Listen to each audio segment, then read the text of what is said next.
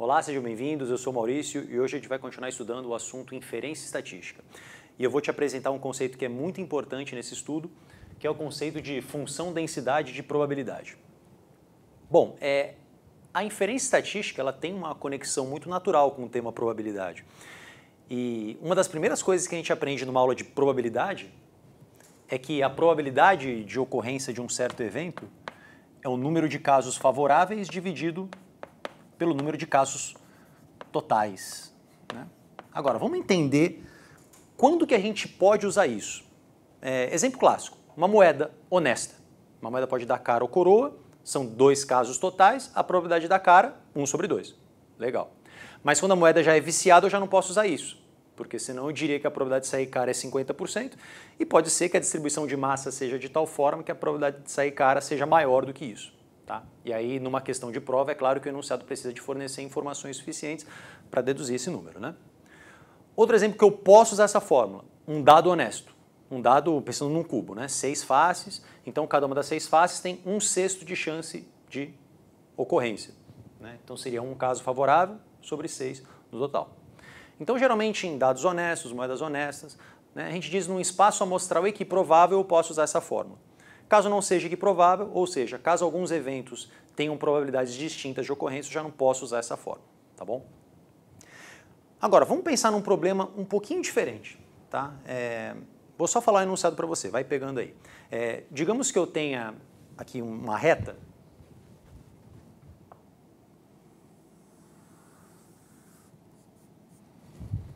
Tá? E aqui estaria o 0, aqui estaria o 10.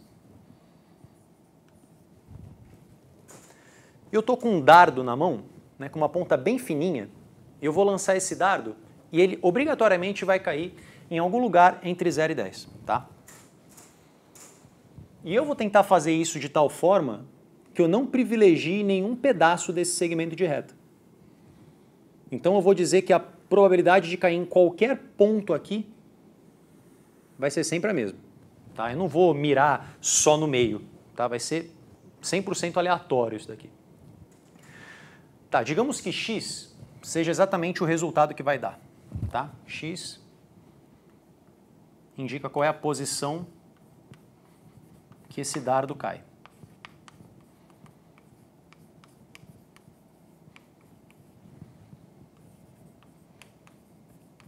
Se eu te perguntar qual é a probabilidade do dardo cair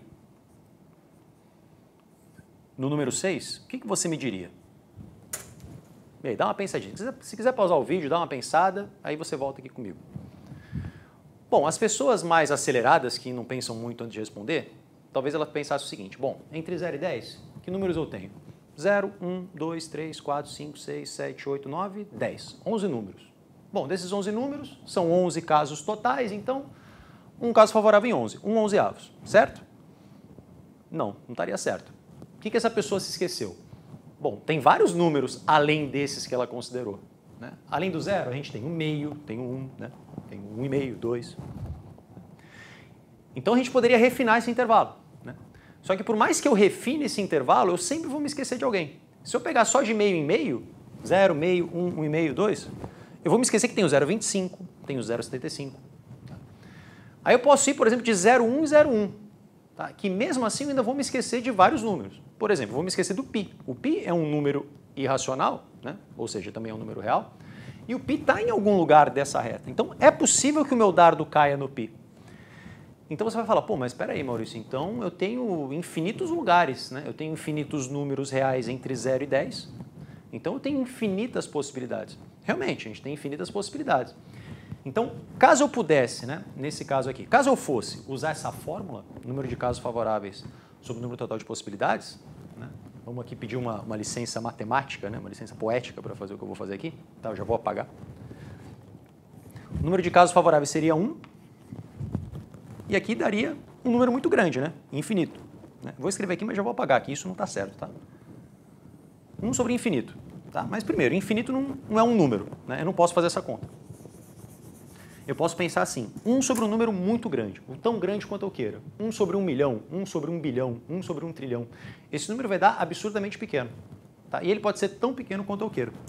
Então a resposta certa dessa pergunta, a probabilidade do dardo cair na posição 6, é 0. E agora, repara também uma coisa. Se eu tivesse interessado em calcular a probabilidade do dardo cair na posição 7, essa resposta também seria 0. Assim como a probabilidade do dardo cair no 0, cair no 1, cair no 2, cair no raiz de 2, cair no raiz cúbica de 7 ou até cair no π. Tá? Isso é um sinal de que talvez a nossa pergunta não esteja muito certa, porque se a probabilidade é sempre 0, bom, que interesse a gente tem nesse estudo então? Então, como que seria uma pergunta legal para esse problema? Então, eu vou te fazer aqui agora uma pergunta e eu queria que você respondesse sem pensar muito, tá? Eu queria que você deixasse sua intuição falar mais alto. Eu vou lançar o dardo, tá? Aquele mesmo dardo, com a pontinha bem fininha, sem privilegiar nenhum desses pontos aqui, nenhuma região em especial. Qual que é a probabilidade do dardo cair na primeira metade, ou seja, entre 0 e 5? E aí, o que você responderia para mim? Meio, 50%? Vou escrever isso aqui, hein? Probabilidade do dardo cair entre 0 e 5. 50%. E aí, isso está certo ou está errado? Isso está correto. Perfeito. Então, nesse tipo de problema, onde a variável aleatória é contínua, ou seja, qualquer número real entre 0 e 10 pode aparecer, ou seja, é impossível listar, né, todos os números aqui, a pergunta deve ser feita parecida com isso, a probabilidade do dardo cair ao redor de um número. Então, essa pergunta aqui, como é que eu poderia ter feito ela? Como é que eu poderia ter feito essa pergunta aqui? Qual é a probabilidade do dardo cair ao redor de 6? Agora, ao redor quanto? Por exemplo, qual seria a probabilidade do dardo cair entre 5,5 e 6,5? Ou seja, eu vou lançar o dardo e eu quero que ele caia em algum lugar aqui, ó.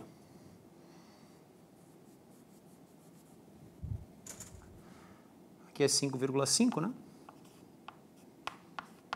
E aqui é o 6,5. A gente até pode pensar naquele caso do número de casos favoráveis sobre o número total de possibilidades. Só que a gente pode pensar em comprimento.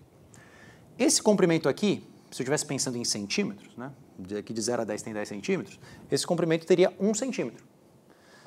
E esse 1 centímetro está dentro de um intervalo de 10 centímetros, onde eu não privilegiei nenhuma região.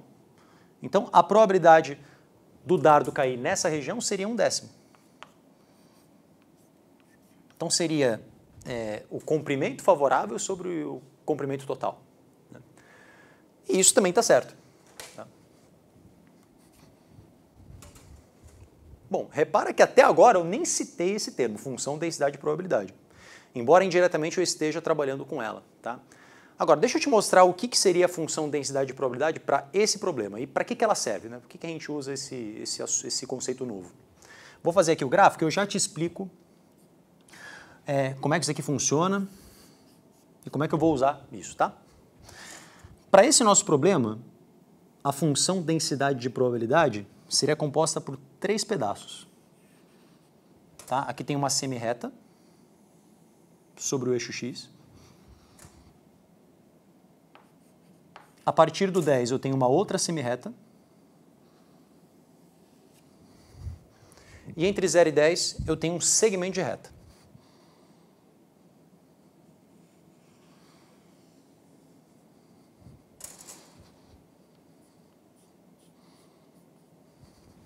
Nesse nosso problema especial, esse segmento de reta está a uma altura de 1/10.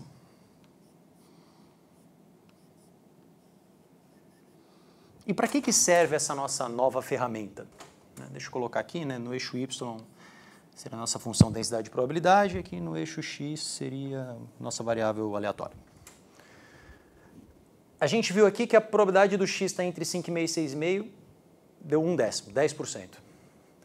Esse 10% eu consigo enxergar através de uma área, repara só. O 5,5 estaria mais ou menos aqui, né? O 6,5 estaria por aqui. A área desse retângulo, caso eu calcule,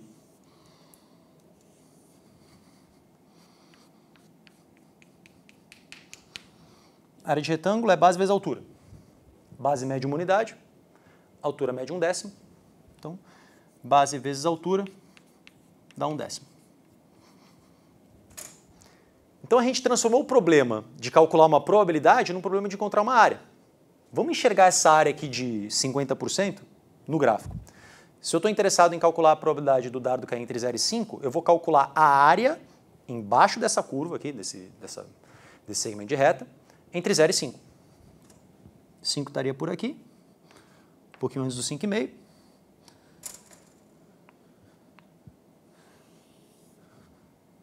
A área desse retângulo, cuja base mede 5 e a altura mede 1/10,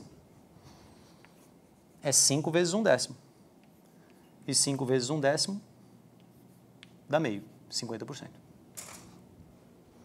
E aí, indo mais além um pouquinho, como é que eu vejo essa probabilidade zero no gráfico? A probabilidade do dardo cair no 6 é zero. Bom, o 6 estaria bem aqui no meio do 5,5 e 6,5, né? Esse intervalo aqui, primeiro, isso é um intervalo, Maurício? Como assim? Isso aqui não é um ponto? Pois é, esse aqui é um intervalo de largura zero. Seria um segmentozinho de reta assim, né? Bem no 6. Qual é a área desse segmento? Bom, pensando isso num retângulo, a base é 0 e a altura é 1/10. 0 vezes 1/10 dá 0. Então, essa função densidade de probabilidade, né, a área abaixo da curva, né, não precisa, assim, isso aqui são segmentos de reta, mas a gente vai ver na aula que vem, em aulas futuras, que essa função não precisa ser exatamente assim, ela pode ter outros comportamentos. Então, a área embaixo dessa curva me dá uma probabilidade. Tá? E é até legal eu te chamar mais atenção para uma coisa, que, como eu falei para você que o dardo obrigatoriamente vai cair em algum lugar entre 0 e 10, isso quer dizer que eu tenho 100% de certeza que o dardo vai cair em algum lugar nesse trecho. E como é que isso se traduz no gráfico? Calcula para mim a área desse retângulo. Se eu calcular a área desse retângulo, a base dele é 10, a altura é 1/10, 10 vezes 1/10 dá 1, que é 100%. Então, a área abaixo desse gráfico me dá uma probabilidade. Tá? Essa distribuição aqui é o que a gente chama de distribuição uniforme. Né? Eu não privilegiei nenhum pedaço aqui do segmento de reta. Mas já te antecipo que tem vários outros tipos. Né? Um dos principais, tá? Uma das principais distribuições de probabilidade é a distribuição normal, que é o que a gente vai ver na aula que vem. Então, te espero lá. Até a próxima.